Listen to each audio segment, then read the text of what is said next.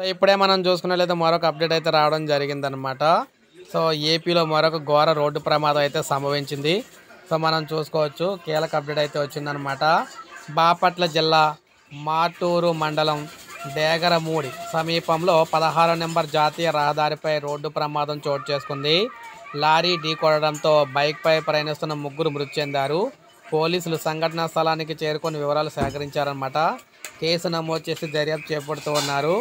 So ఏపీలో జనవరి 1 రోజున so చాలా మట్టుకు ప్రమాదాలు అయితే ఎప్పుడు జరుగుతూ ఉంటాయన్నమాట. సో అదృష్టవశాత్తు ఈసారి చాలా తక్కువ ప్రమాదాలు అయితే జరిగినాయి.